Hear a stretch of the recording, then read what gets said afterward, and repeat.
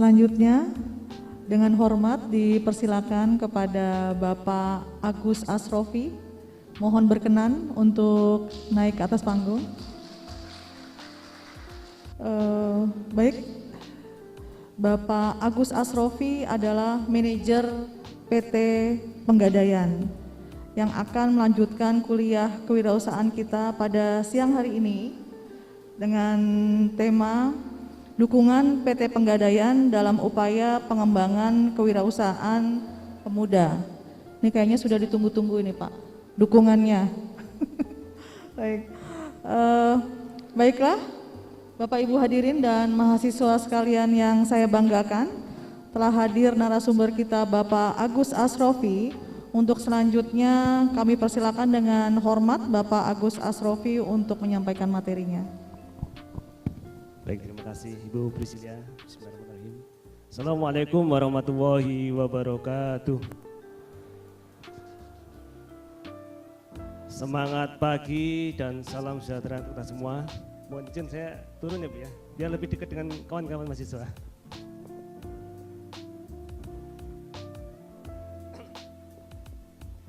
Baik, alhamdulillahirrahmanirrahim. Bersyukur sekali saya pada siang hari ini bisa hadir di ruangan yang luar biasa ini, bertemu dengan kawan-kawan yang juga luar biasa untuk ya barangkali sharing ya. Saya lebih suka sharing karena saya di sini bukan berarti saya lebih pintar, lebih berilmu, tetapi mungkin ada beberapa hal atau informasi terkait produk Penggadaian yang nanti bisa dimanfaatkan oleh teman-teman sekalian. Dan saya sangat senang tentunya karena pada siang hari ini saya bisa bertemu dengan teman-teman mahasiswa yang luar biasa. Tepuk tangan untuk ada semua. Oke, terima kasih. Baik, yang saya hormati segenap Civitas Akademika, IPI Kasgoro 57 dan juga para pembicara, kemudian moderator, ibu moderator dan juga segenap panitia yang telah memberikan kesempatan kepada kami untuk sharing pada siang hari ini. Dan berikutnya saya minta maaf karena sebenarnya yang datang pada siang hari ini adalah Bapak Deputi Bisnis Area Jakarta Selatan, Bapak Tommy Joko Triharjo, tetapi beliau berhalangan sehingga beliau titip salam kepada teman-teman sekalian. Baik, mungkin tanpa banyak basa-basi ya karena sudah cukup siang, kayaknya teman-teman sudah mulai lapar nih, sehingga mungkin materinya kita persingkat, mungkin nanti lebih banyak diskusi aja. Oke, teman-teman sekalian, jadi kemana-mana saya selalu membawa tagline punya rencana, karena memang program Penggadaian kepada kaum milenial ya, mengharapkan semuanya punya rencana. Sebagai seorang pemuda, ya tentu kita harus punya rencana. Apalagi pemuda hari ini adalah pemimpin di masa yang akan datang. Apa yang dilakukan oleh pemuda hari ini menggambarkan kondisi bangsa 20-30 tahun yang akan datang. Di saat pemuda hari ini nanti akan memegang peran penting dalam kehidupan berbangsa dan bernegara. Untuk itu rencana haruslah kita punya. Termasuk kedatangan teman-teman pada siang hari ini pasti sudah direncanakan. Bukan karena dipaksa Bapak Ibu dosen untuk datang, tetapi mungkin teman-teman sendiri sudah punya kesadaran, sudah punya rencana mau ngapain ikut ke sini, apa yang diharapkan, apa yang akan didapatkan, sehingga itu tentu sangat penting. Nah, kemudian tema yang akan saya sampaikan pada siang hari ini adalah dukungan PT Penggadaian dalam upaya pengembangan kewirausahaan pemuda. Tadi sudah disampaikan oleh para pembicara bagaimana kiat-kiat trik-trik menjadi entrepreneur, menjadi pengusaha, dan juga ada inkubatornya, ada wadahnya. Maka pada kesempatan kali ini saya akan menyampaikan dukungan apa yang bisa Penggadaian berikan kepada teman-teman yang akan memulai usaha atau sudah memiliki usaha. Oke, next. Oke, tak kenal maka ta'aruf. Maka perkenalkan, nama saya Agus Asrofi, saya tinggal di Depok sama dengan Pak Rudi, cuman beda kecamatan. Saat ini saya mendapat amanah sebagai pemimpin cabang Penggadaian cabang Cilandak yang di depan Transmart. Barangkali teman-teman lewat sana silakan mampir, ketemu dengan saya. Insya Allah ada snack atau kopi di saya. Oke, baik, lanjut. Nah, berikutnya saya menyampaikan sebuah data statistik pengguna internet di Indonesia. Mungkin teman-teman ada yang pernah melihat juga di internet.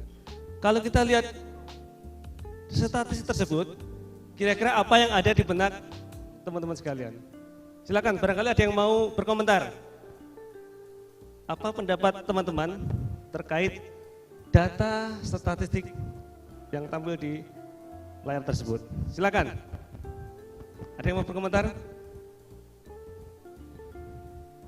Wah, silakan.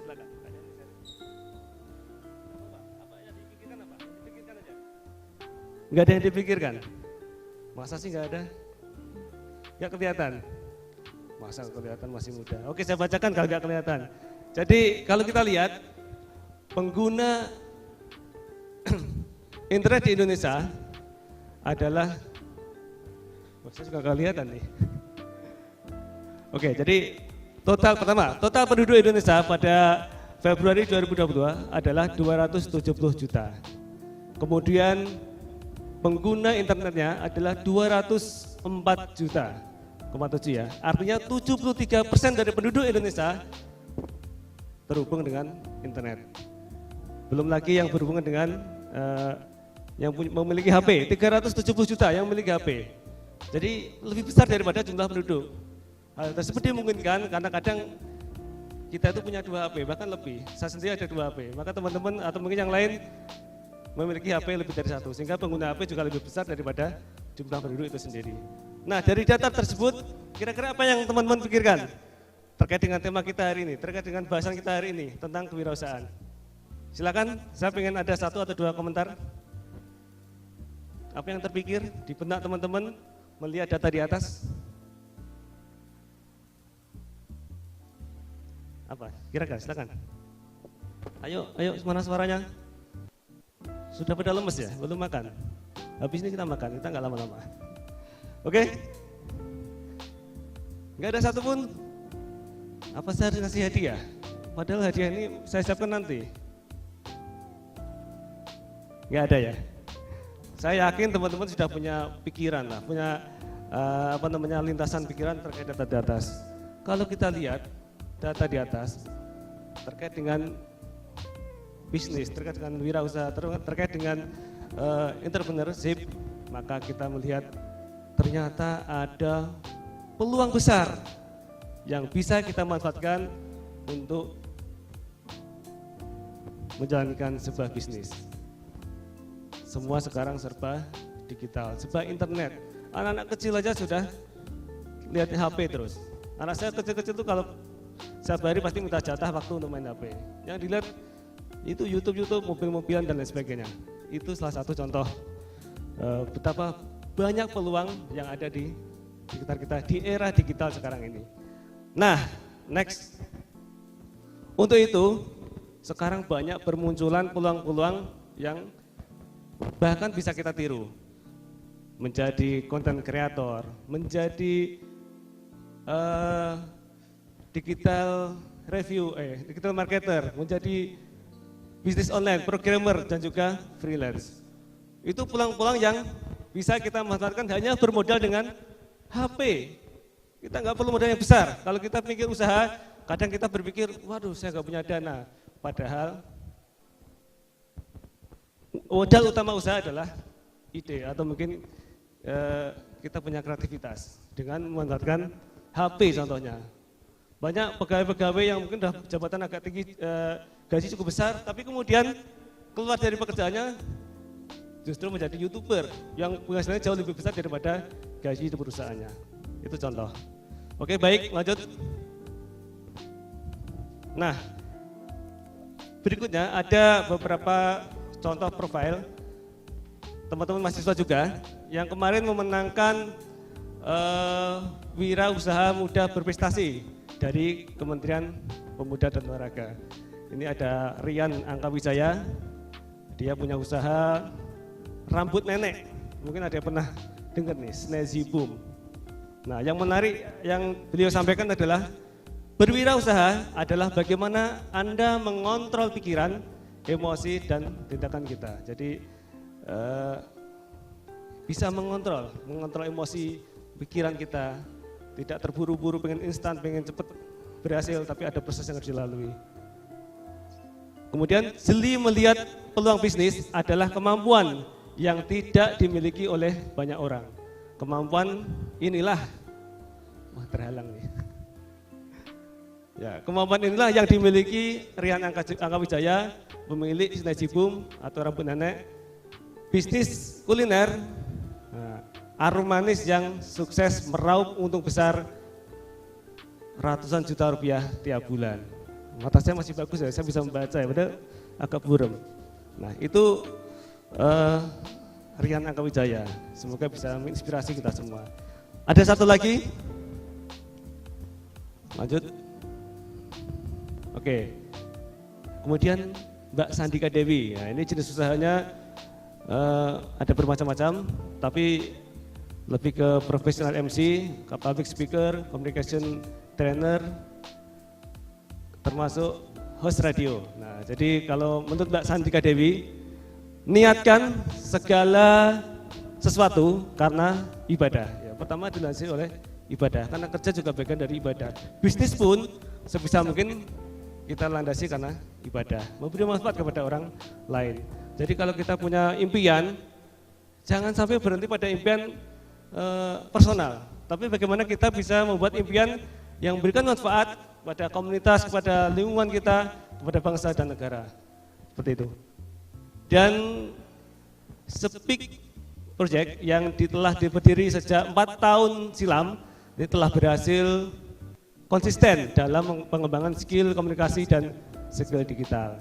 Hal ini terbukti dari sudah banyaknya kelas-kelas yang diselenggarakan dari Speak Project, sudah banyak mencetak alumni-alumni yang luar biasa hasil dari keikutsertaan berbagai pelatihan yang diadakan oleh Speak Project. Nah ini dari Mbak Sandika Dewi. Dia memenangkan apa kemarin ya? Ya pokoknya masuk tadi lah, Kemenpora tadi. Oke lanjut. Nah, tadi pada materi Pak Imam tadi akan menanyakan terkait permodalan.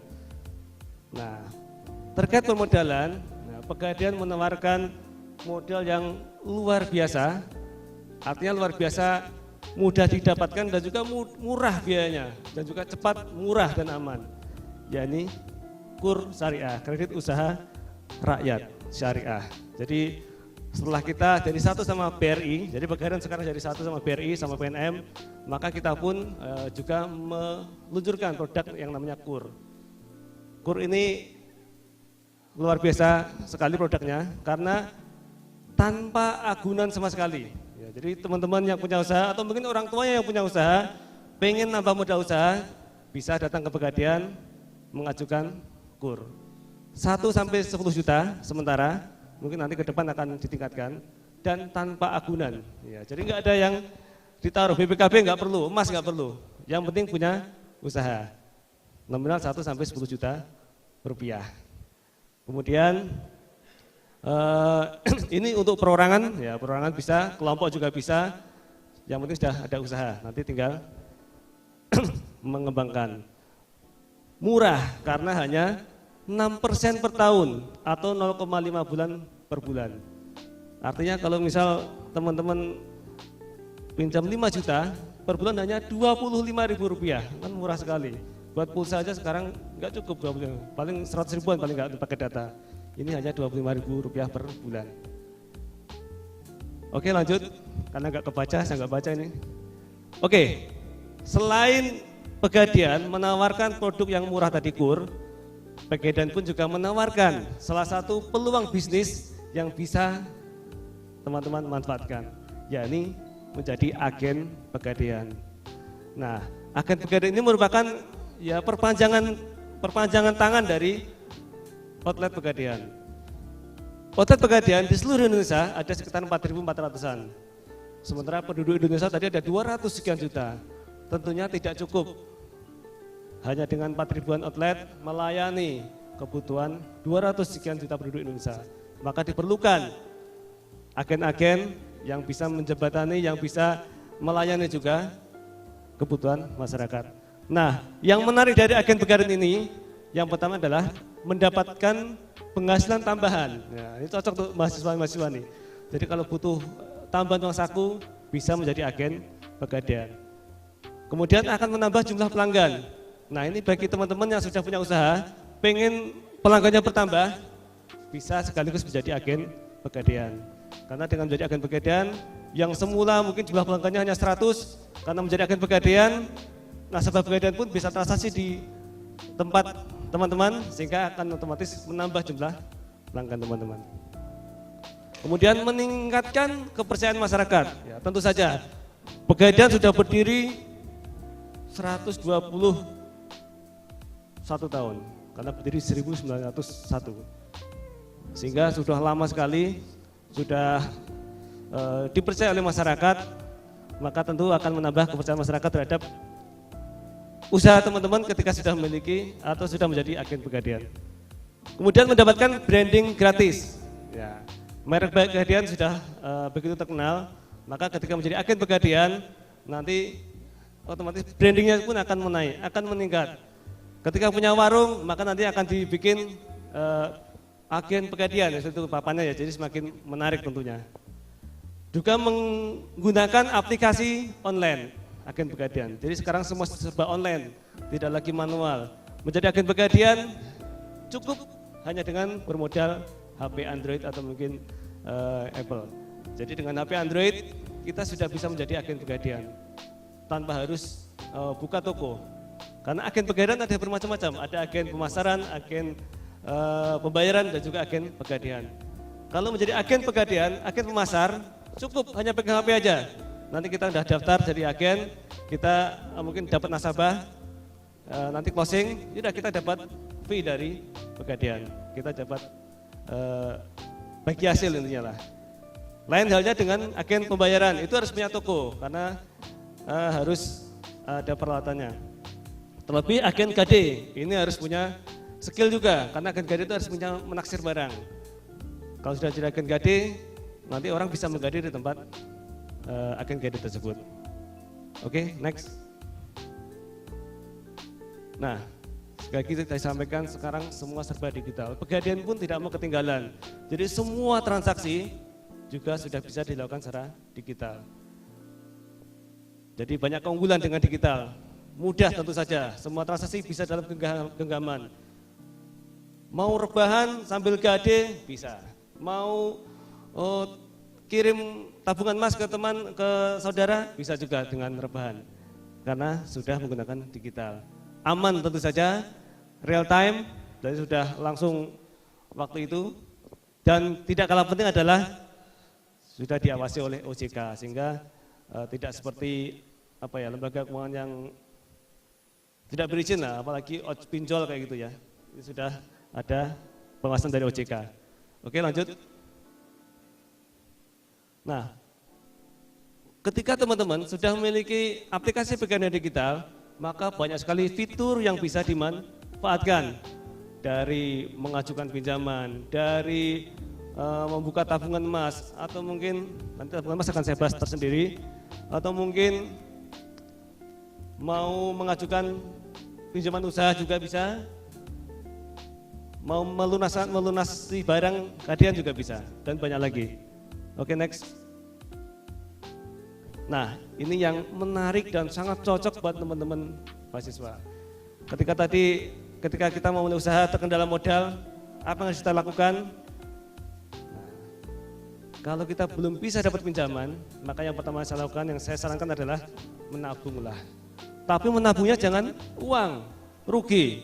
Menabung di uang sekian tahun, uang memang bertambah, tapi nilainya justru akan berkurang. Apalagi sekarang inflasi menghantui kita semua. Maka menabunglah di emas dengan tabungan emas. Bagaimana caranya? Menabung emas pada dasarnya hampir sama dengan menabung uang. Hanya saja ketika kita menabung emas, maka uang yang kita tabung langsung dibelikan emas, langsung dikonversi emas. Sehingga saldo kita di tabungan emas bukan lagi uang, tetapi gramasi emas. Misal, kita mau menabung 100.000. Dengan menabung di tabungan emas, maka 100.000 dibelikan emas. Misal dapat 0,1 gram misalnya, maka saldo gram kita bertambah 0,1 gram. Nabung 500.000, misal dapat 0,5 gram, maka saldo kita bertambah 0,5 gram. Jadi seperti itu.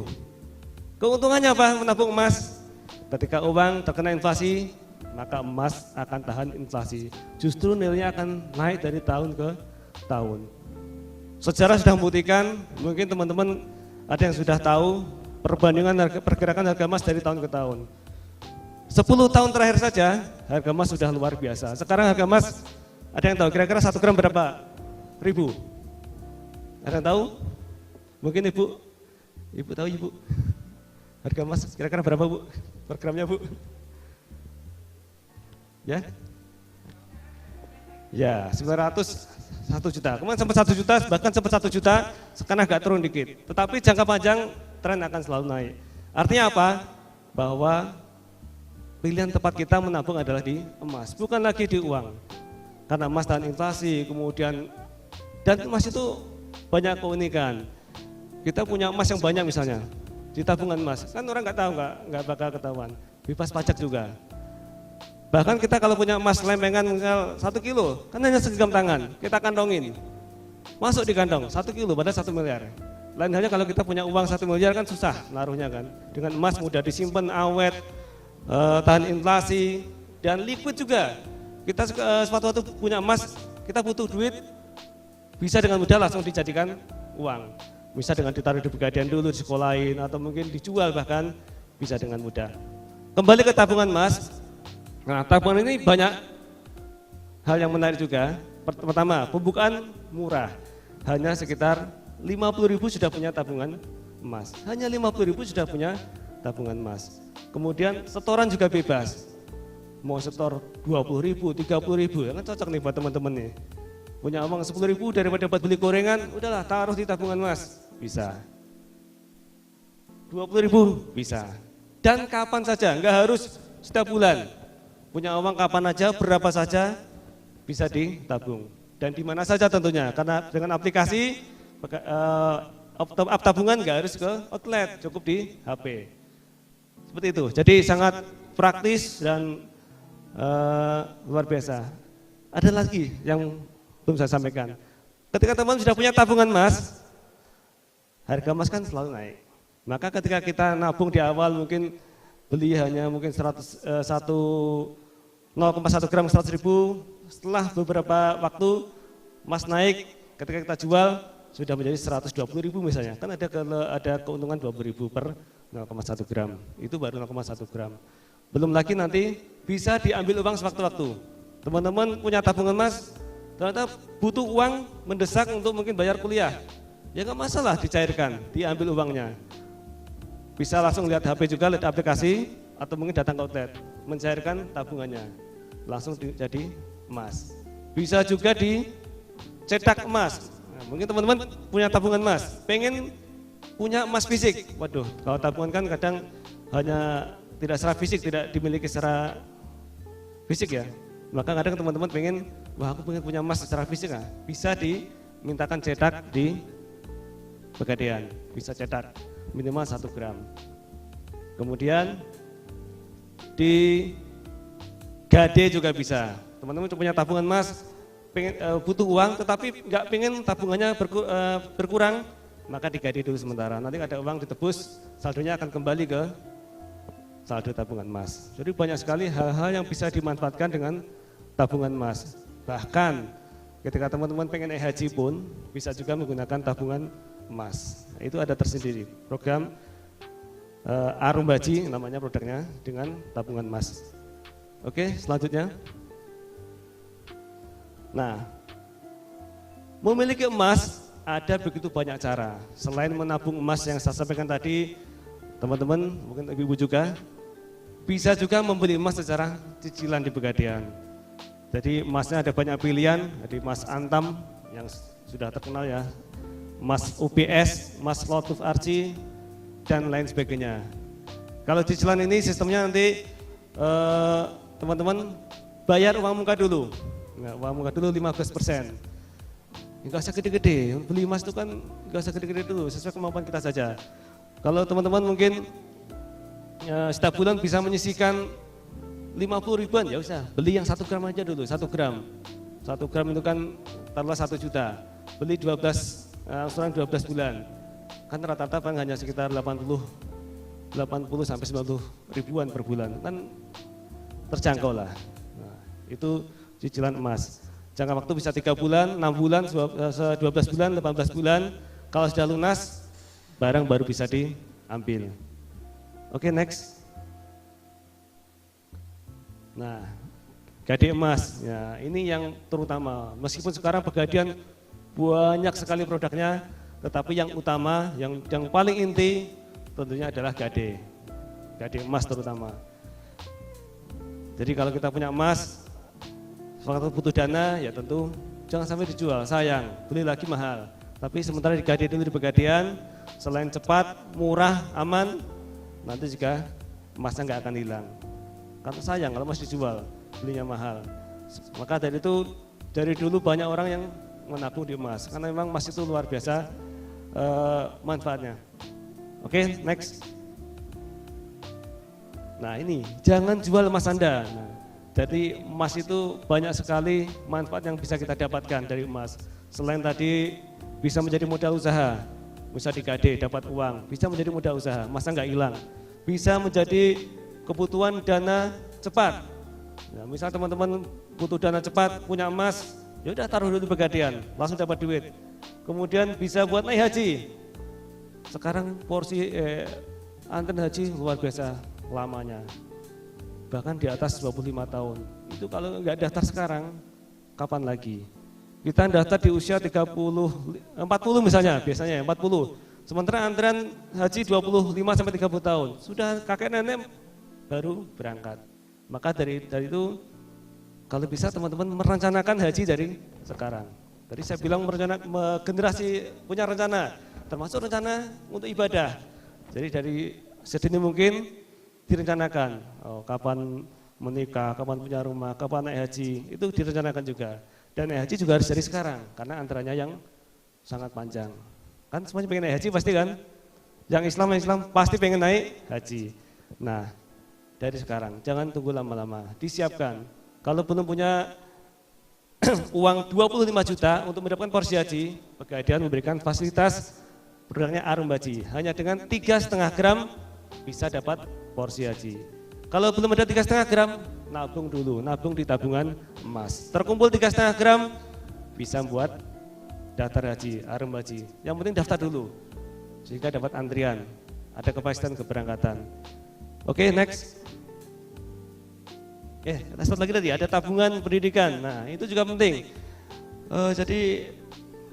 Terutama kita ya, nanti kalau sudah berkeluarga terutama, anak-anak kita pasti akan butuh biaya yang cukup tinggi untuk pendidikan mereka. Nah, tentu harus kita persiapkan juga biaya pendidikan mereka. Kalau hanya kita nabung, nggak akan bisa menutup kebutuhan mereka kelak. Karena inflasi di pendidikan itu berapa persen ya, kalau nggak salah 3% per tahun, jadi lumayan. Maka dari tahun ke tahun biaya pendidikan pasti akan naik. Tetapi dengan kita menabung emas, kita punya emas, insya Allah aman dari untuk biaya pendidikan anak-anak kita kelak.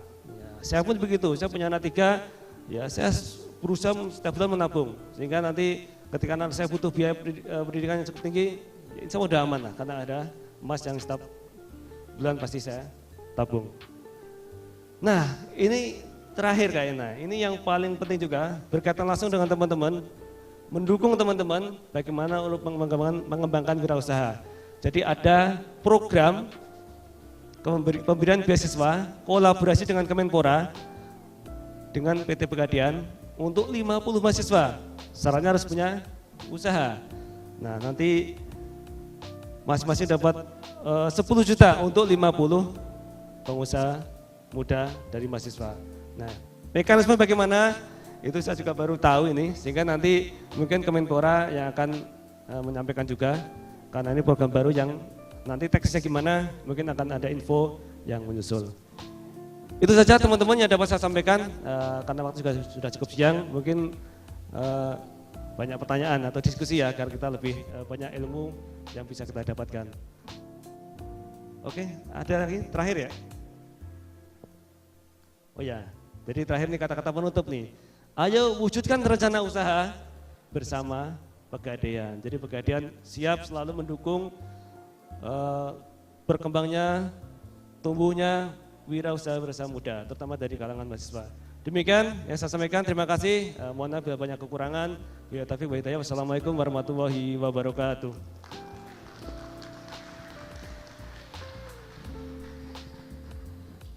Baik, terima kasih Pak Agus Asrofi. Kita buka pertanyaan untuk satu pertanyaan ya Pak. Boleh ya Pak? Baik, untuk satu pertanyaan silakan. Ya, selamat siang. Nama saya Nabila Tisa Agustin dari Prodi Ilmu Komunikasi.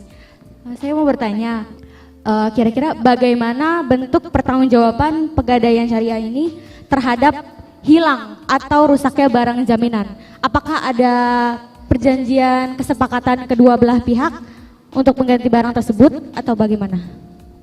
Baik, terima kasih Mbak Nabila. Pertanyaan bagus ya, terkait bagaimana tanggung jawab Pegadaian apabila barang jaminan yang digadaikan di Pegadaian mengalami kerusakan. Begitu intinya ya. Oke, baik. Jadi setiap kali kami menerima barang jaminan dari nasabah, tentu itu akan kita jaga betul, kita perhatikan betul, jangan sampai ada kerusakan. Emas misalnya, kita taruh di tempat yang khusus, di brankas yang khusus yang tidak boleh semua orang masuk ke situ, dan dimasukkan ke dalam kantong yang insya Allah aman.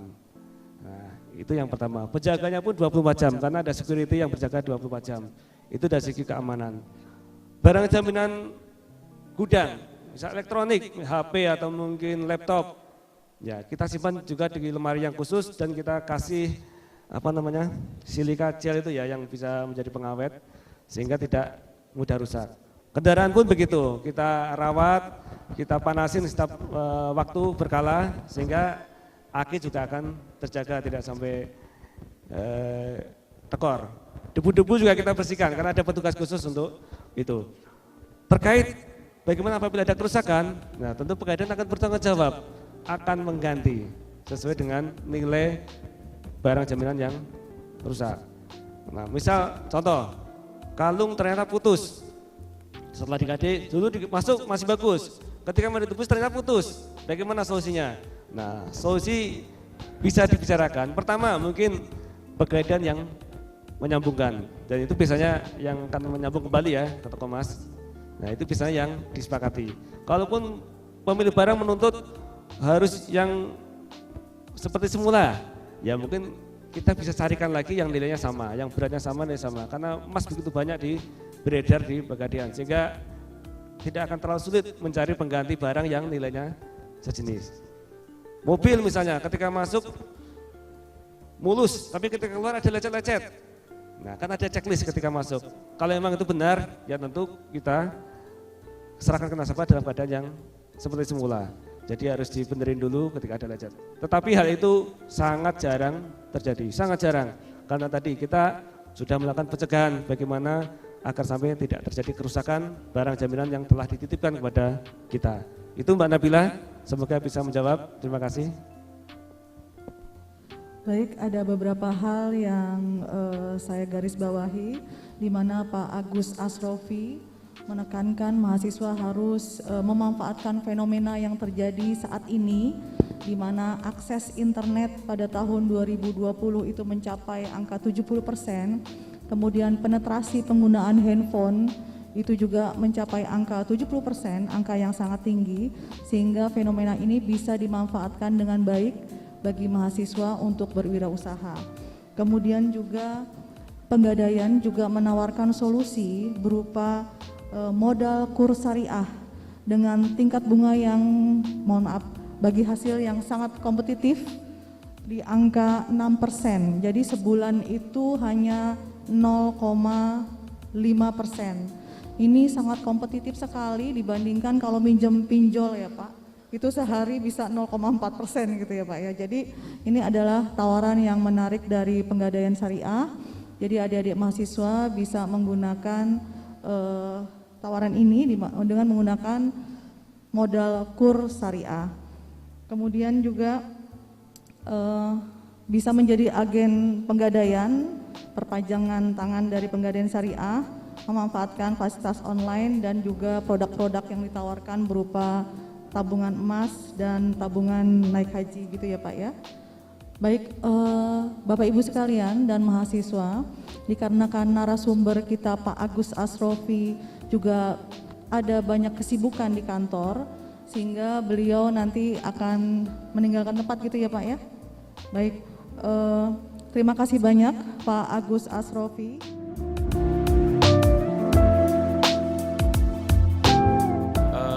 Saya kira teman-teman semua udah pada tahu sih kalau misalnya ditanya apa sih kuliner tuh apa gitu kan, kuliner bla bla bla bla bla. Tapi sebenarnya gini Bu, yang mau saya sampaikan di sini adalah hal-hal yang sifatnya apa yang sudah saya alami aja. Utama dalam berbisnis menurut saya pertama itu adalah niat, yang kedua adalah visi.